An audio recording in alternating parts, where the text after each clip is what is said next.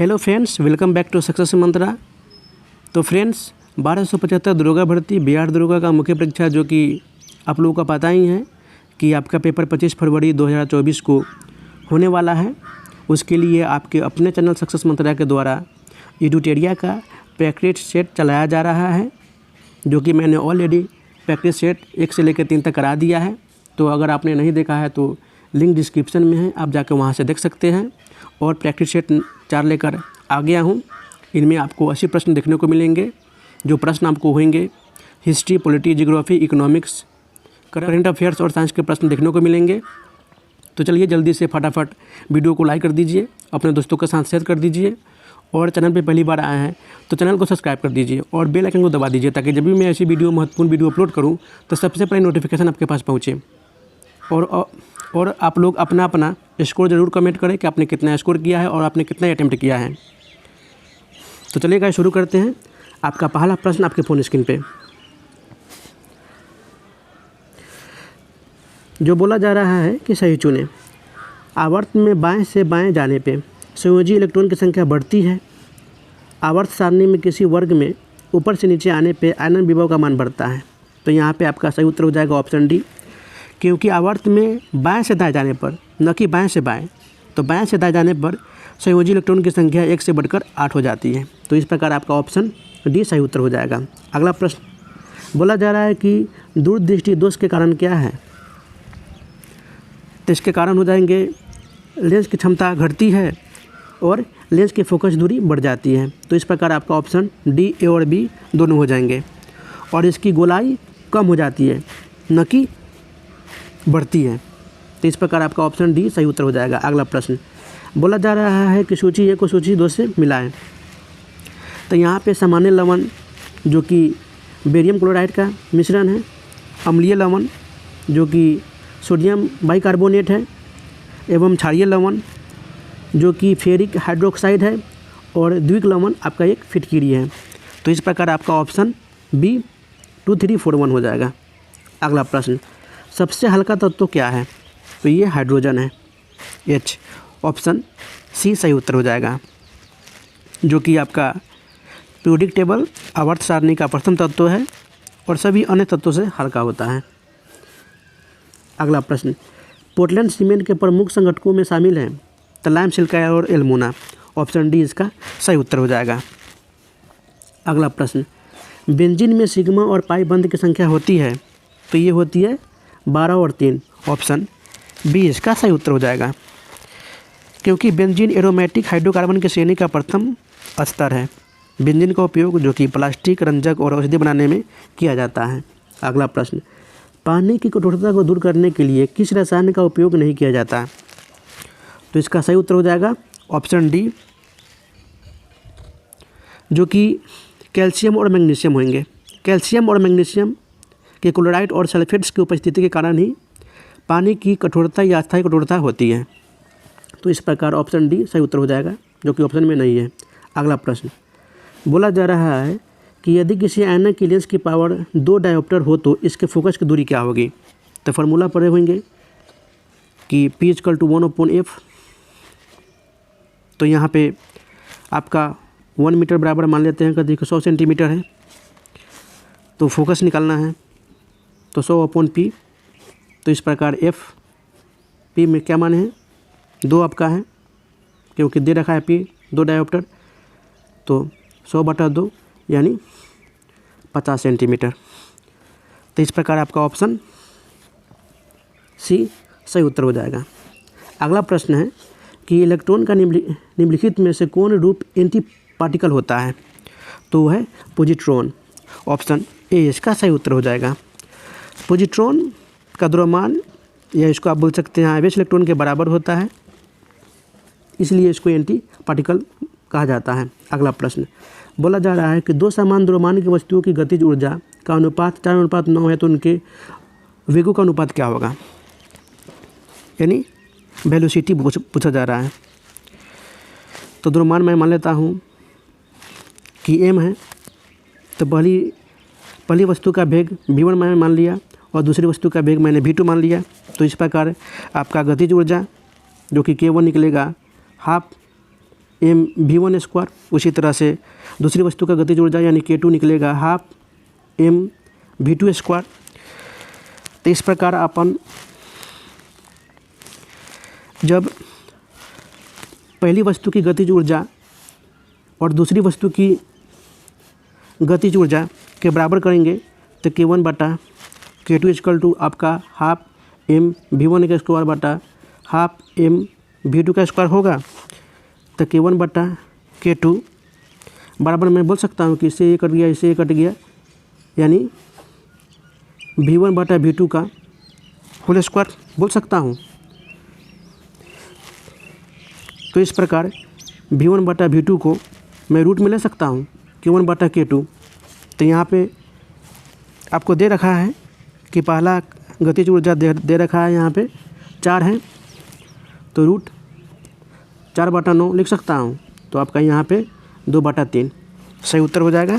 तो 2:3 किस में है? तो ऑप्शन बी में है। तो इस प्रकार आपका सही उत्तर बी हो जाएगा। अगला प्रश्न, एक संवाहक के तापक्रम परिवर्तन के कारण इसमें विभव परिवर्तन होता है, इस घटना को क्या कहते हैं? तो इस घटना को थॉम्सन प्रभाव कहते हैं। ऑप्शन ए इसका सही उत्तर हो जाएगा। अगला प्रश्न, विरंजक चूर्ण के लिए कौन सा कथन असत्य है? तो ये ऑक्सीकारक है, ये कथन असत्य है, गलत है। ऑप्शन सी इसका सही उत्तर हो जाएगा। एवं इसका रासायनिक सूत्र होता है CaOCl और क्लोराइड। अगला प्रश्न, किसी भौतिक राशि का मात्रक टेस्ला होता है, तो ये चुंबकीय क्षेत्र का होता है। ऑप्शन सी इसका सही उत्तर हो जाएगा। वही चुंबकीय फ्लक्स का मात्रक वेबर होता है और चुंबकीय प्रेरण का CGS मात्रक आपका गाउस होता है। अगला प्रश्न, प्लोमान जीन यानी जिसे जंपिंग जीन के सिद्धांत का प्रतिपादन किसने किया था? तो ये किए थे बारबारा मैक्लिंटाक ने। ऑप्शन सी इसका सही उत्तर हो जाएगा। बारबारा मैक्लिंटाक ने, जो कि पौधे पर आनुवंशिकता का अध्ययन करते हुए देखा कि कुछ आनुवंशिक तत्व एक गुणसूत्र में एक स्थान से दूसरे स्थान पर जाने में समर्थ हैं। और यहाँ पे आपका ग्रेजर जॉन मेंडल, जो कि इन्हें आधुनिक आनुवंशिकता का पिता कहते हैं। अगला प्रश्न, हाइड्रोजन बम सिद्धांत किसके सिद्धांत पर आधारित है? तो ये है अनियंत्रित संचलन प्रक्रिया पे आधारित है। ऑप्शन बी इसका सही उत्तर हो जाएगा। हाइड्रोजन बम जो कि ड्यूटेरियम ऑक्साइड और ट्रिटियम ऑक्साइड का एक मिश्रण होता है, जिसे हम थर्मोन्यूक्लियर बम भी कहते हैं। अगला प्रश्न, बोला जा रहा है कि शल्यक्रिया में ऑर्थोप्लास्टिक क्या है? तो ये आपका कूल्हे का जोड़ का प्रतिस्थापन है, हिप ज्वाइंट है। ऑप्शन सी इसका सही उत्तर हो जाएगा। लिगामेंट, जो कि आपका हड्डियों के साथ साथ जोड़ का भी निर्माण करता है।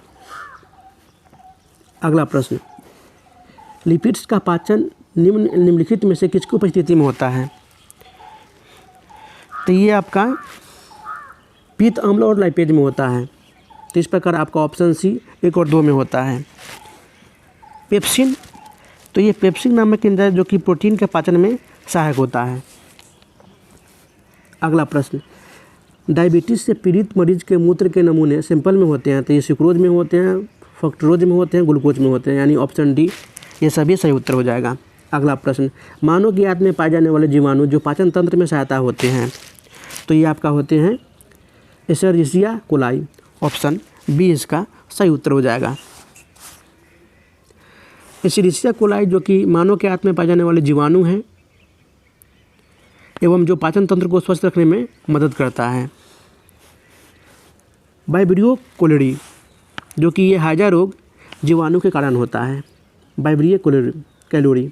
अगला प्रश्न, निम्नलिखित में से किसका ऊष्मीय मान अधिकतम होता है? तो यहाँ पे होता है कार्बोहाइड्रेट का। ऑप्शन सी इसका सही उत्तर हो जाएगा। कार्बोहाइड्रेट जो कि कार्बन, हाइड्रोजन और ऑक्सीजन का अनुपात से मिलकर बने कार्बनिक पदार्थ कार्बोहाइड्रेट होते हैं, जो कि इसका रेशियो होता है 1:2:1 अनुपात में। अगला प्रश्न, दिल्ली समझौता के दौरान ब्रिटिश भारत के वायसराय कौन था? तो ये थे लॉर्ड इरविन।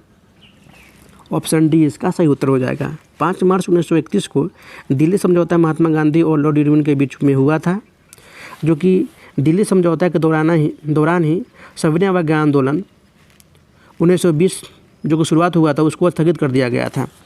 अगला प्रश्न, सहायक संधि को निम्नलिखित में से किस राज्य ने स्वीकार नहीं किया था? तो ये होलकर ने नहीं किया था। ऑप्शन ए इसका सही उत्तर हो जाएगा। एवं इंदौर के होलकरों ने ही सहायक संधि स्वीकार नहीं किया था। अगला प्रश्न, इनमें से कौन 1946 ईस्वी में भारत भेजे गए कैबिनेट मिशन का एक सदस्य नहीं है? तो ये है रमजे मैकडोनाल्ड। ऑप्शन बी इसका सही उत्तर हो जाएगा, क्योंकि ये सर स्टेफोर्ड क्रिप्स थे, एबी अलेक्जेंडर थे और लॉथ लॉरेंस भी थे। तो ऑप्शन इस प्रकार बी सही उत्तर हो जाएगा। और कैबिनेट मिशन का मुख्य उद्देश्य था कि भारतीय सेना के नेतृत्व को ब्रिटिश के पास से भर्तियों को सौंपना पे चर्चा करना था। अगला प्रश्न, बिहार के किस जिले में तेल्हार कुंड जलप्रपात अवस्थित है? तो यह है कैमूर में। ऑप्शन सी इसका सही उत्तर हो जाएगा। नवादा में आपका ककोलत जलप्रपात है और रोहतास में दुर्गावती जलप्रपात है। सासाराम में धुआं कुंड जलप्रपात के साथ साथ मंझर कुंड जलप्रपात भी है। अगला प्रश्न, पाटलिपुत्र के संबंध में निम्नलिखित में से कौन सा कथन सही है?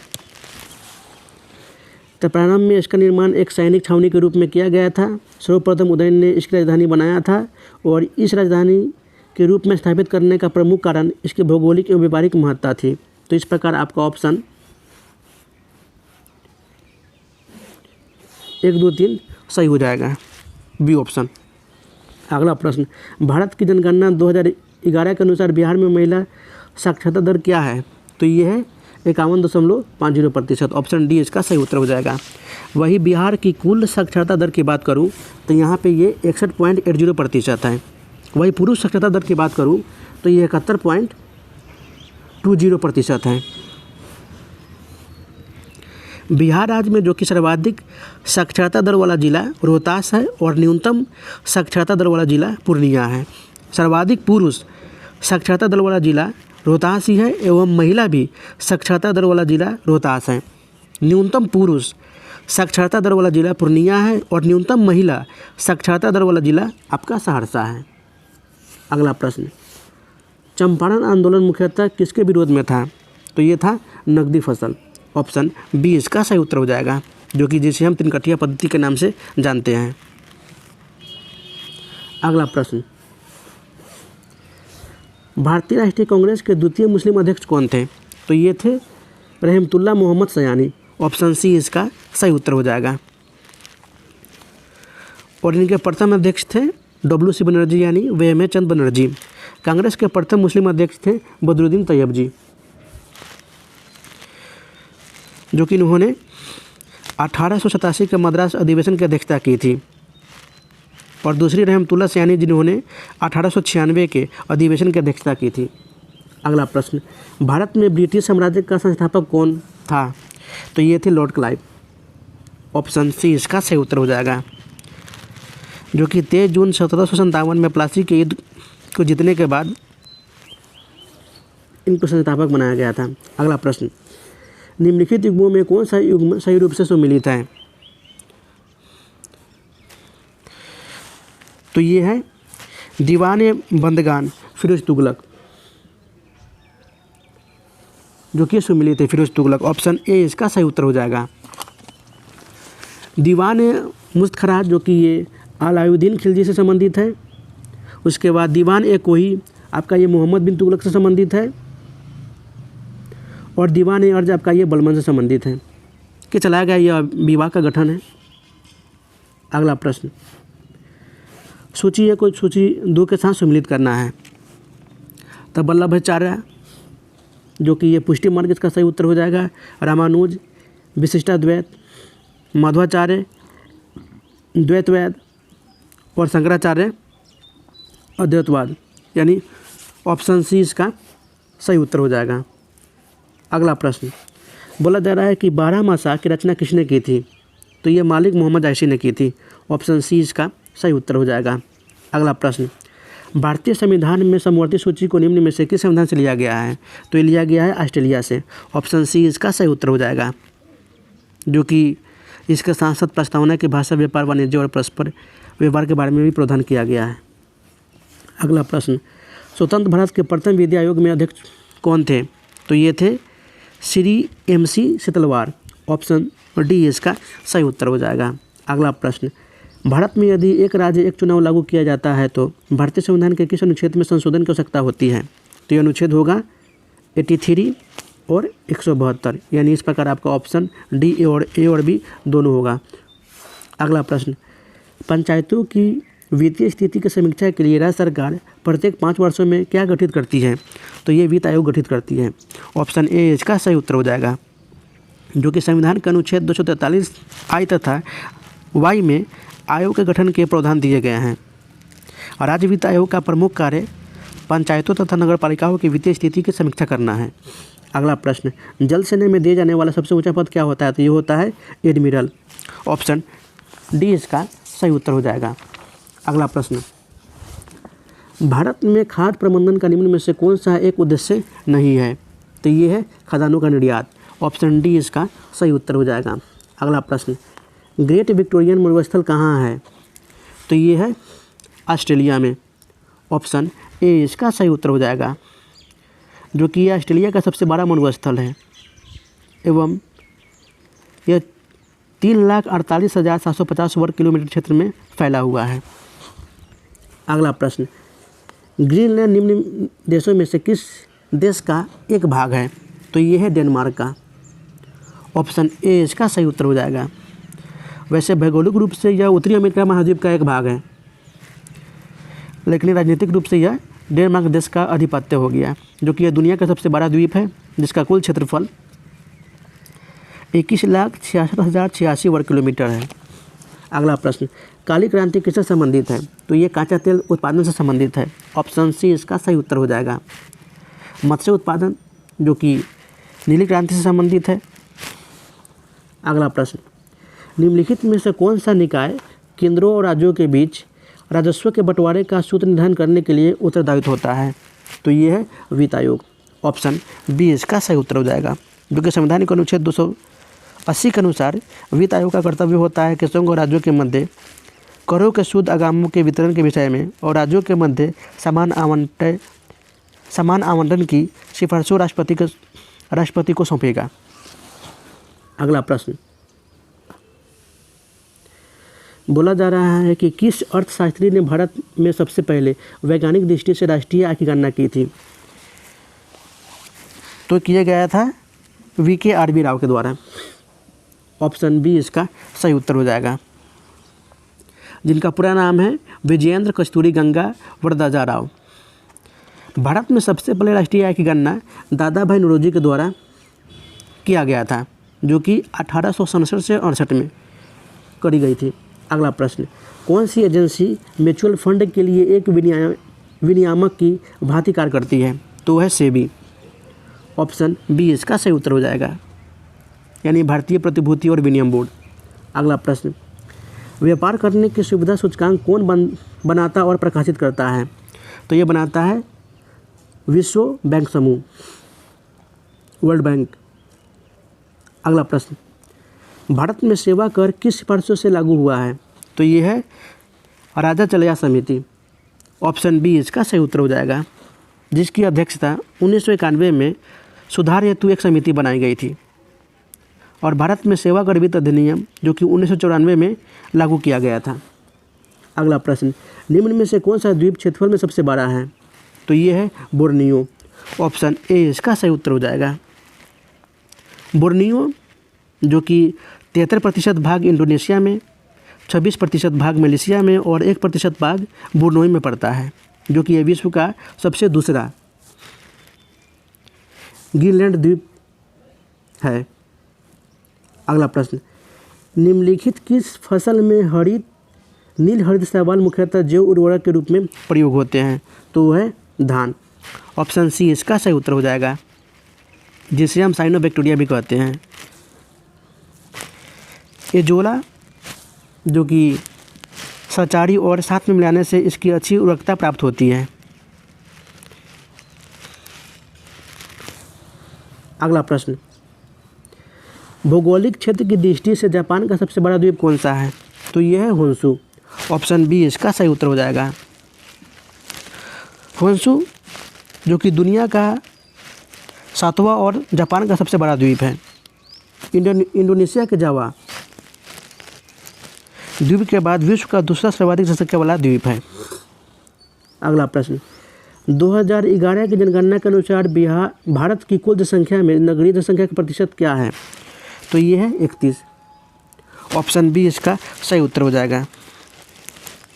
जबकि ग्रामीण क्षेत्र की जनसंख्या का प्रतिशत तो घटा दीजिए 100% में से, तो 68.3%। अगला प्रश्न, ये भी बोला जा रहा है कहती कि सूची 1 को सूची 2 के साथ मिलाएं। तो बाग्यो, तो ये आपका ये फिलीपींस का कटिबंधीय चक्रवात है। आयाला, तो ये फ्रांस का है। गारिच, तो ये दक्षिण पूर्वी ईरान का है।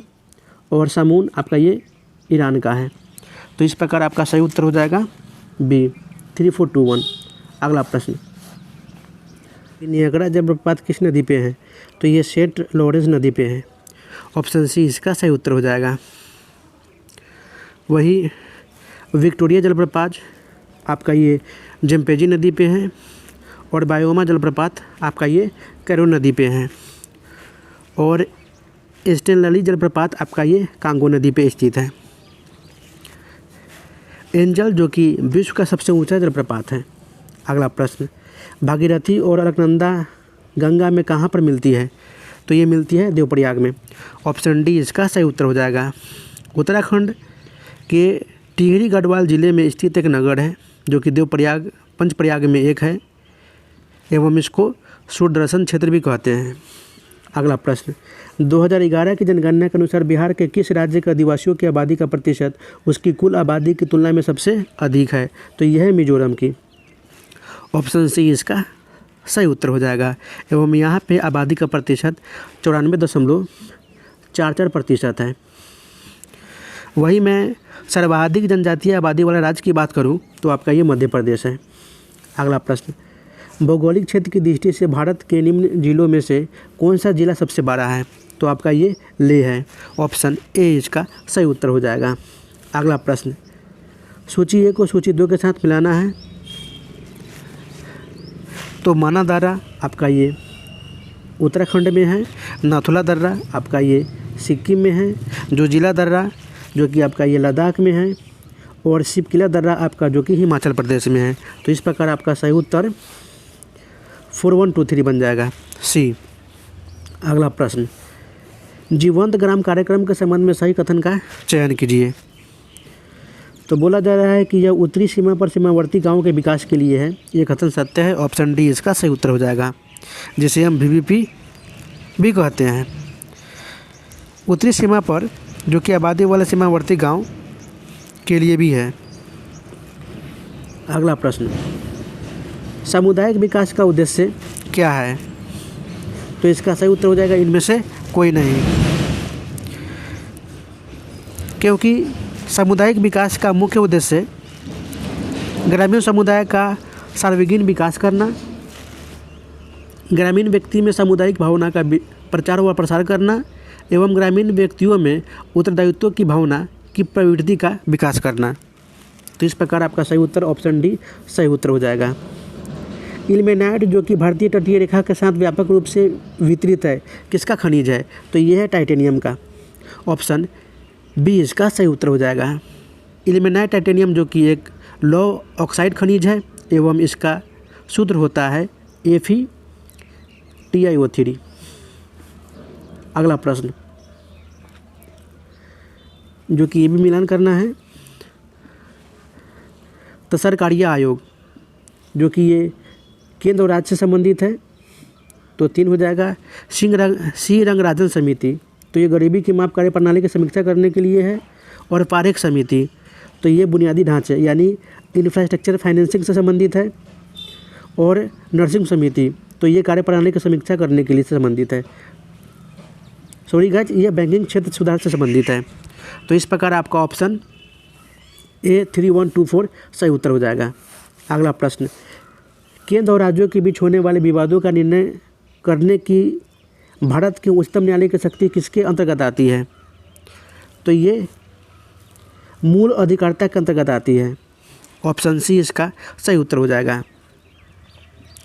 उच्चतम न्यायालय जो कि भारत के संघीय ढांचे की विभिन्न इकाइयों किसी विवाद पर संघीय न्यायालय की तरह निर्णय देता है, जो कि विवाद आपका केंद्र व एक या अधिक राज्यों के बीच हो, केंद्र और राज्यों के एक तरफ होना हो, या दो या अधिक राज्यों के बीच हो।